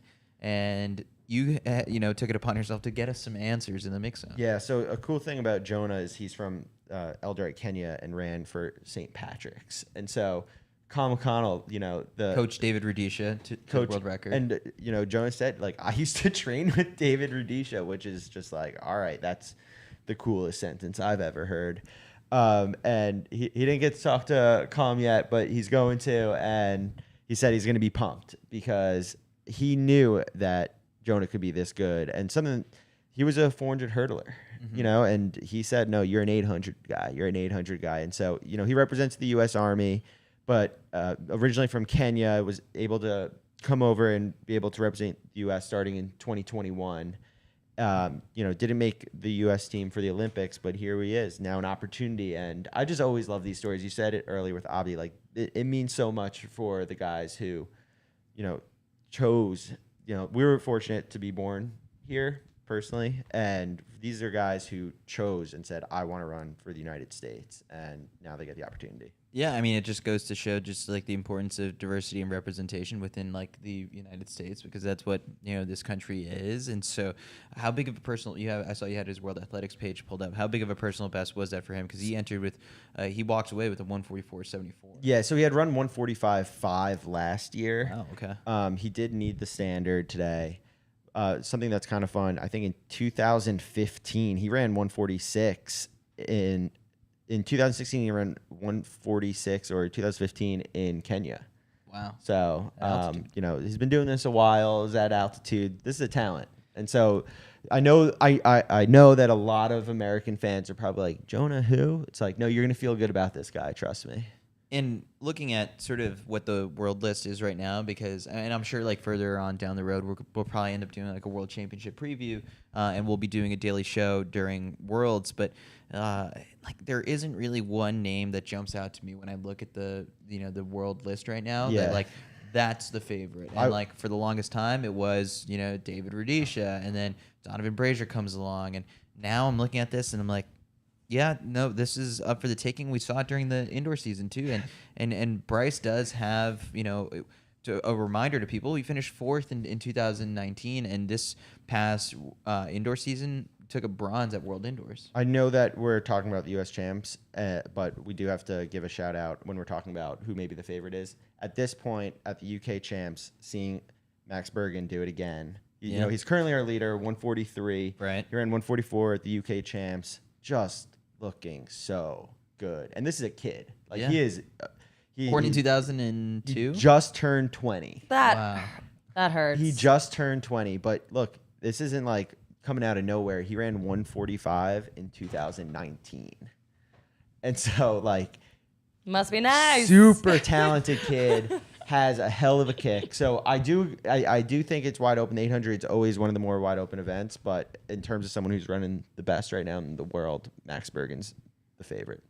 All right, let's move on to our final event, which is one of the best races of the day. It's the women's 800 meters, where we saw quite the battle. It was to the finish line, and it was sort of the big question we had coming into this one was, is anyone going to crack the big three of Athing Mu, Ajee Wilson, and Raven Rogers? And right before the race, we turned to each other and we're like, what do you think? And you said the big three is going to hold. I said Sage Hurd was going to crack it. So unfortunately, I was wrong. You were right. Athing Mu comes away with the win. Say that again. 157.16. Just ahead of save that Ajee clip. Wilson, who runs a season's best of 157.23. But I think the craziest part to this was just how deep Ajee Wilson had to dig. She was gritting her teeth, pushing to the finish line, and Athing Mu gets her just kind of in the final 10 or so meters. But I saw Ajee in the mix zone, and I said to her, I was like, when's the last time like you had to dig that hard? Because like visibly, it looked like you were just, it was all out. And she said, maybe in like the 2018 Prefontaine Classic or something like that. Like it really was like, you could tell like she's here to put herself like kind of in contention. She said she's not counting herself out for the World Championships. And she should not. I mean, she won the World Indoor Gold Medal. That, you know, she's always been at this precipice of being able to possibly walk away with gold, you know, at a world championship. And for the longest time, yes, it was Caster Semenya who was constantly ahead of her, and, you know, some of the other athletes with, you know, naturally high levels of testosterone. And then once, you know, the regulations happened, it was very wide open, and Ajee is probably one of the people who benefited from that. But, you know, things have popped up here and there that prevented her from doing it. And I think this time around, like, it's good to hear that, you know, she mentally believes that she's in that. And today, I think, like, kind of proved it to a lot of people that's like, yeah, I mean, Athing Mu is human possibly. But, you know, Athing Mu still end up winning. Raven Rogers was one of the hardest closes we saw in that whole entire race, because she always split, closes hard. That's just Raven. That's just Raven. That's so Raven. That is so Raven. Can we get shirts of that, please? I think the craziest thing when watching her kick is that she just looks so relaxed, and I'm like, is she not stressed about the fact she's got like the entire field in front of her right now, and she just comes around the corner? It's just 1, 2, 3, 4. Literally, there's no. Like from what I saw, I was like, I didn't see her gritting her face. I didn't see her smiling. It was literally just like, all right, cool. Like she was doing a workout or something. It was crazy. Raven was 6th at the bell, and then ends up like picking off 3 people ahead of her. It's funny you ask because I interviewed her and I was telling her how that stresses me out, and she said that it also stresses her out too. It's not typical. Yeah, she was like, just having to come from behind because her race strategy is to make sure that she has enough, time to kick and that she has enough energy. But she was saying that it does stress her out being back there sometimes. And I also had the pleasure of asking her if she'd run the 400 again because clearly her speed is there. And she said she hopes to do an open 4 at some point. Ooh. Some athletes. Inside scoop. Some athletes do have that face, though, that you can't tell when they're straining. I mean, another example, a totally different event is Leisha Monson. Like, you can never tell when she's hurting. And Raven's one of those people that's cool, it's a cucumber, calm and composed. And Ajee as well. Like, I've never seen this face on Ajee Wilson. And I think it kind of scared Athing Mu as well because Athing's not used to someone on his shoulder, and Ajee hasn't really cracked that 158 barrier in about 2 years. I mean, she's obviously run a 156, which is phenomenal, but this was fun to see someone challenge Athing because that dominance has been great, but it's not as interesting. So I think having the rise of Ajee again this season makes this event really fun and dynamic, and I think Ajee is getting better each race. She is. She's on the up and up. On the up and up. So I think, between these two, and then of course our Brits will, come after us if we don't talk about Keely Hodgkinson. So kind of having that big 4. We only care about the big 3. This is a U.S. bias podcast. 100%. And we're sweeping. We're sweeping. USA, we back in the duck. But yeah, I think this race was really great because the entire field sub 2 minutes. The depth in the U.S. 800. I'm sorry if you want to be a U.S. women's 800 meter runner. One of the toughest event. Yeah. Oh, for sure. And I think a quick correction is Ajee actually has run 155. And when did she run 155? 2017. Ajee ran 155. I didn't even see that one. And so for a long time, this was Ajee's event, and then here comes a thing. Now it's her event, and I think Ajee saying, "Whoa, not so fast. I'm still here." Yeah, it was one of the up until the men's 200. I thought that this was like one of my favorite races of the day. So I mean, it was just an electric day overall, and yeah, I mean, I think all 3 of them they were not shy to speak about the possibility of a possible medal sweep, and we were just kind of each time joked was don't let Keely watch these videos because she's sitting in the UK just ran a 400 at the British champs, and so she doesn't have as many races under her legs in terms of just how hard this was. You even brought it up to a thing where it was sort of I was like, why'd you run so fast this weekend? Her semi 157 was like, you don't have to do that. and hey, she says she's got to make sure she makes the final, and that's the mentality you got to always go through rounds. You got to treat it every single one like a final. We got to close it out, I think, with just kind of the overall talk about how the sweet special moment is that Ting Ting and Brandon Miller are going to their first World Championships as a couple. Let's go to our love correspondents over on the big couch. Yeah, our love correspondents over here on the big couch. Yes, so I got a chance to chat with Athing about her boo thing. And oh my God, they are absolutely in love with each other. It's the cutest thing ever. Mac, I'm going to pull another Chris. Can you cue the video that is on Serenity Douglas's page of them hugging each other after Brandon makes the team? But yeah, their relationship is just absolutely adorable. Every time when you bring Brandon up to a thing, her face literally just lights up, and the video on the screen is literally just so cute. Oh my God, it's great. I got a chance to chat with her about their relationship and their first date. Their first date was actually to Mexico. Oh my God. And she was like, yeah, it was after Tokyo, and I was just like, let's go to Mexico. I'm like, girl, who just has a random first date to Mexico? But overall, they're so cute. I think they're everyone's new favorite track power couple. Sorry, Sid. Sorry, Tara. But these two 800. Tara. Oh. She's actually going to hate me because I've messed up her name a gazillion times. I'm so sorry.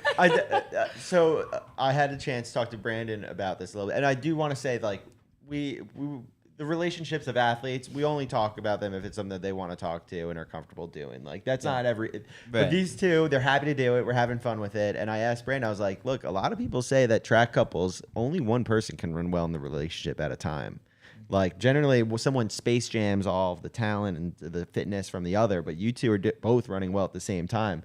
How's that possible? And, you know, he just says that they lift each other up and that I think it goes years back of being friends beforehand and everything. And they ran AAU together and all that, so they go way back. Yeah. And it's usually not the same event. So if there's a track couple, it's usually two separate events. Yeah. You know, we have, you know, the iconic track couple, Sean Miller-Weibo and Marcel Weibo. Like, you know, they're total, like, multi-sprinting. Like, they're in different categories. They're not doing the same training, but, you know, same college, same event, same everything. Yeah. It's a Brandon, special Ashton, moment. Like, it just, the list goes on and on. Yeah, man. Can we give them a nickname?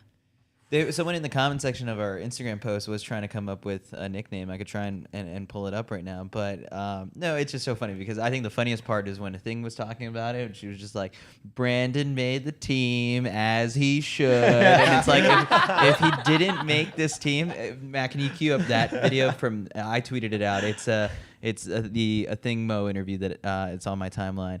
But we just got a great comment in the YouTube session that we need to mention. What's that? Juliet Whitaker. That's right. We're talking about the women's 800. Let's not forget the U20s are also this weekend. And yesterday it happened. And like, it's funny because my brain was so fried because I was staying at the track an extra hour or so, I think it was, because, you know, Juliet Whitaker and Roisin Willis ran the 800. It was a very small field. They went straight final, and I mean, those two were the heavy favorites to make this team. Together, they did it. And, like, Roisin Willis, a little bit of a heartbreak in the fact that she just ran another 2-flat race. Yeah.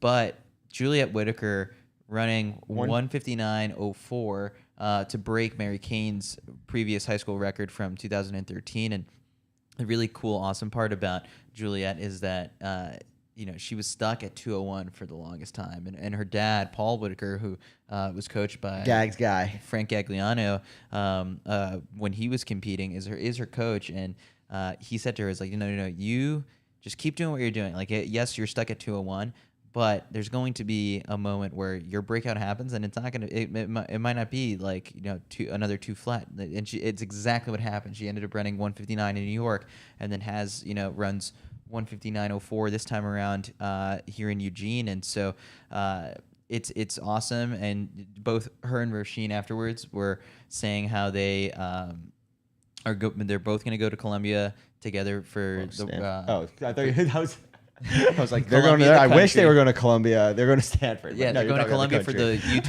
U20 World Championships, and they're thinking 1-2 there, and that's the sort of the mentality. I think we'll get used to seeing those two, just not even just together at the college level, but also like at the U.S. champion. They were both at the trials, and, you know, to qualify for the final for the women's senior final, and so special talent. And the reason we love them is their sit-wits. Yeah, they're big CITIUS MAG fans. They came to our run. We love them. Well, I want to get on this couch and say a sub-2 for you, a sub-2 for you, a sub-2 for you. Because Kirsty Schofield as well. You know, we didn't even talk about her. I mean, She corrected me real quick. Come on me. But, you know, NCAA champ, senior final, that's sub-2 as well for her. That's a PB. Huge progression this season. You know, it's sub-2 or bust in the women's 800. Was she the only collegiate in that final? Only collegiate in the final, holding her own. All right, Mac, do you have the Athing video that I queued up? Because it's like kind of like one of the perfect ways to end. It's just like a good, sensible, wholesome moment that was taking place in the mix zone. Enjoy this. 1 second as Mac kind of... I wish the viewers could see how many wires and screens and cameras Mac has dealt with the last few days. He's done a phenomenal job of just kind of... The cord management is impressive. Here we go. It's just an honor. I mean, the 400 hurdles have really gone crazy the last couple of years. Made the team, and I knew coming into this final with how Khalifa ran, Rai, Quincy, everyone. Checking area, and I was like, I told people in interviews yesterday, it's going to take a 47 to make this team. And that's a lot of pressure. The pressure's a privilege. You have pressure means you're doing something right. And I just wanted to make Things stuck around and did interviews for so long. She didn't realize. I think she didn't realize. Like, you can go. You can decide when you're done. But we had a lot of fun with her. She was hooting and hollering in there, happy to do it. She said she was pretty excited for this one to be done. I think when you're the heavy favorite, you're the Olympic champion. This is just kind of the stage you have to get past, and that's what, our favorites showed up and made it a really interesting meet for us. So I think overall, that's my main takeaway from this meet is that the people. The athletes who were the favorites still came out to play. I know some people took their buys, but they gave us a great, entertaining 4 days of track and field. It's crazy. What is this ranked in sort of like the world rankings? Like this is what level B. is a B? Yeah. This is a B. No, B this level is meet. an Who A. do we have to one of talk the to about best. that? Yeah. I don't know. Our friend Seb. Yeah. Seb, if you're watching, because we know you are. So before we go, Yeah. the thing that I want to ask everyone is, there's some talk of the fact that a lot of the attendance was a little bit down this time around. And that's because we think if you had to choose if you're going to come to the US champs or the world champs to Eugene for a trip, you're going to go world champs. But to those, if you had an opportunity to sell someone who's like, I don't, and like you want to convince them, what would you say? Why should those fans on the bubble say, you know what, I'll make the pilgrimage out to Eugene? The way I kind of like to it's easier to do for track fans, right? But what I try and do to encourage people to tune in and watch, because that's always easier too. Like I always think of it as like, what's the easiest way? Just kind of get them invested in an athlete, tell some really great stories that people gravitate to, and then once you have that incentive to tune in and watch, I think like the way I describe the World Championships to people is it's the Olympics minus all the other sports, and the fact that it's coming on U.S. soil, like that is a big momentous, kind of occasion for the sport here in the United States. It's a moment that we kind of should try our best to seize, and like in a way, like when we have this big of a team out here, covering the meet, it's partially because it's like we want this. We know what this moment is, and we kind of just want to amplify and tell like as many of these stories. And so I tell people it's the Olympics minus all the other sports, and you're bound to see records being broken, huge surprises. And so for the track fan that's been on the fence about whether or not they should really dish out the money, break out the pocketbook to get on a plane and come out here, good luck finding some housing, but RV it, get a tent. RV it, get a tent, stay a couple miles away. We'll have some daily programming taking place from the CITIUS MAG house. This has never been done before, I think, in the States, and so you get to be part of the first of something. And the stadium is such a comfy place to watch track. Oh, the seats are amazing. It's also, I want to say this too. Like the ticket sales are sold out for the evening sessions. Like they truly are. So this stadium is gonna be full, and you're gonna want to experience this gorgeous, stunning stadium, packed and loud. And you're gonna want to see the Jamaican fans going crazy during those U.S. sprints. sweeps the 200. Abby Steiner's title. You guys, you don't want to miss Abby's title, okay? Yes. Don't miss it. Don't miss it. Don't miss Abby's title. But I think Chris hit it like right on. It's the Olympics minus all the other sports. It's the first time that a World Championships being held on U.S. soil.